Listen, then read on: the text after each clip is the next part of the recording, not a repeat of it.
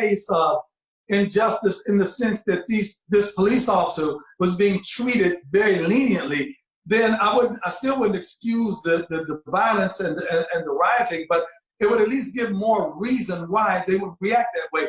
This was just some people that wanted to have an excuse to loot and riot, and that's what they're doing, and it doesn't help at all.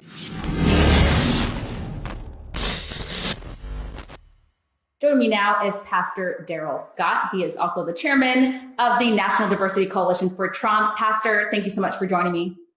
Thanks for having me today. And for those of you watching, please don't forget to like and subscribe to the Daily Caller. Now, Pastor Scott, as you know, racial tensions are running high in this country after the horrific and hard to watch video of George Floyd being what some people are describing murdered by a police officer. What was your reaction when you watched that video? First of all, it was hard to watch. You know, it's hard to watch the whole thing because you saw a human being suffering and pleading for relief. And, you know, the look that was on that officer's face was a very disturbing look. And it was very, very hard to look at him murder. I considered he murdered that guy in cold blood right on that street. It was very, very hard to look at. Today, a lot of protests in the streets, and people are angry, they're upset, they believe that police brutality is a real issue, and when these type of videos pop up, it makes you believe that it is widespread. I would argue that for the most part, our police officers are good people. We don't want to vilify our police officers over instances like this where there are bad apples committing horrific acts. And as you described, the officer's face in that video, it's just something that I can't even wipe out of my mind. What's your reaction to that? Well, once again, I think it was a singular event. This officer, I don't know what kind of day he had. I don't know what type of stress he was under. I don't know what kind of intent he had in his heart, what caused him to just do what he did. The other officers were very passive. If they were not complicit in activity, they were complicit in inactivity. And it was very, very unfortunate. And now we have these protests and this outrage. Now, I think this protest and outrage is a little bit misguided because these officers were swiftly dealt with. They were fired immediately. No one has sought to excuse them, excuse their behavior. The mayor, whatever, they took swift action against them. They fired them. They called for them to be arrested. They will be brought up on charges. So it's not a case of the city being unsympathetic towards, or the governmental agencies being unsympathetic towards the victim, and being lenient towards the perpetrators. They have taken swift action, and there's more swift action to come. The president has ordered the Department of Justice and the FBI to investigate it. And believe me, these guys are on the hot seat. I tweeted out today, there's always a criminal element in every community, in every society, in every ethnic group that attempts to use or to capitalize on hurt and oppression or injustice for their own criminal intent. And so this rioting and this looting and this violence and destruction is just an excuse to do something that you already wanted to do. Because this officer, as horrible as his action was, he was dealt with and he will continue to be dealt with. And so the matter is being treated very seriously, and they're going to be dealt with very severely. Yeah, and as I said, I think people have the right to be outraged and upset and protest and show that this won't be tolerated in our society. But the images of people looting the stores, 30 fires reported overnight, burning down your community, burning down the businesses owned by African Americans. And how does that help your community? It doesn't.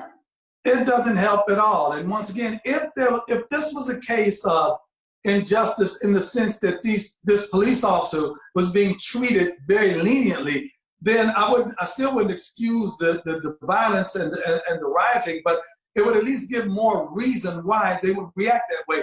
This was just some people that wanted to have an excuse to loot and riot, and that's what they're doing, and it doesn't help at all. Now, I really don't think that racial tension is being inflamed, because initially when it was protests without the violence and the rioting, it seemed as if an equal amount of white protests and white protesters as well as black ones. And when I look at social media, the outrage is across the board. The white community was just as outraged over the Ahmaud Arbery shootings, over this lady in Central Park, over this George Floyd. The white community is just as outraged as the black community. So it's not a case of white against black and the whites are oppressing blacks. This was one police officer that did something horrible. And now I see this spanning out to other cities where they're trying to indict police across the nation.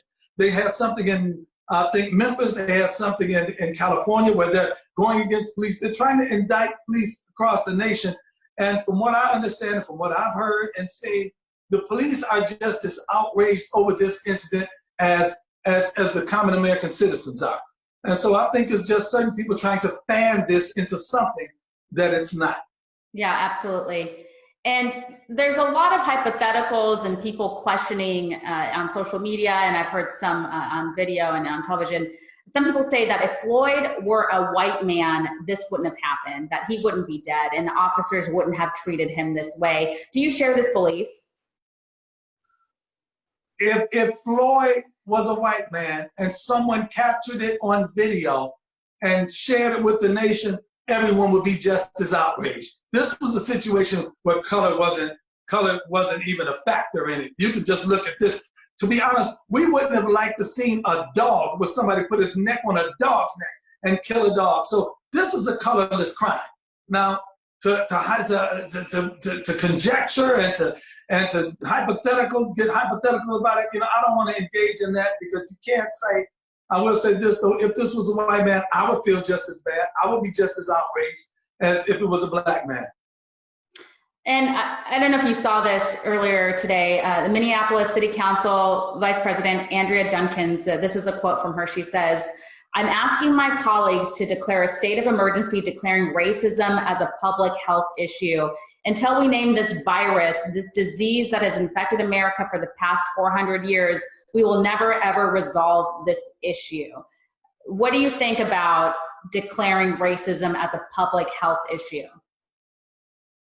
That's too subjective right there because, racism is like, I used to say beauty, but somebody took me to task.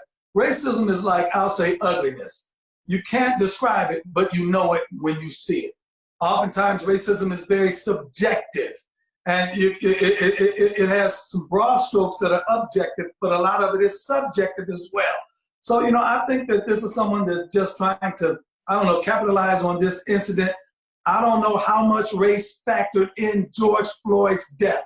I think it was a police officer that used excessive force and was overly excessive in the force that he used in restraining the man that had already been restrained with a nonviolent crime. But I don't want to cause this to fan racial tensions or to stir up racial tensions when to me this is not a racial incident.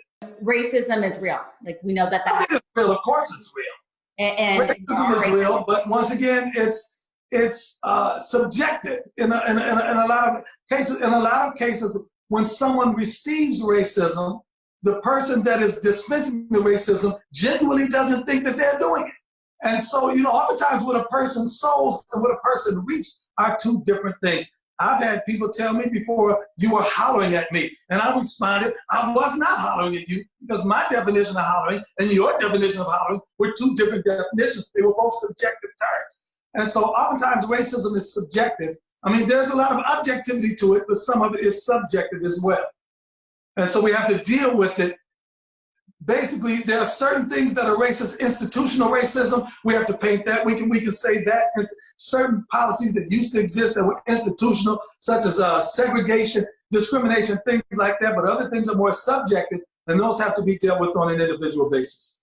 Yeah, and as I said, racism is real, and we need to call it out where we see it. Yeah, when we see it. America, I believe, is a good country for the most part, and of course, there are evil people with terrible ideas and terrible thoughts. And as you pointed out, we all have different experiences as minorities, as women, where we come from, our background, our economic status, all of these other things kind of contribute to how we feel and how people react to us.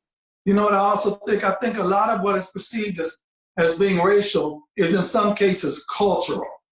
And it takes generations to change cultures. You have people that my age, I'm 61 years old. You have people that are 10, 20, 15, 20 years older than me that because of the culture that they were a part of, they have certain ingrained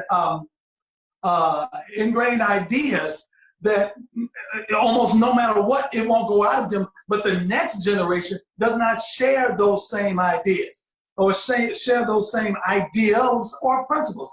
And so a lot of this racism, I think we're taking measures in America in this generation now so that we can curtail this racism in the next generation.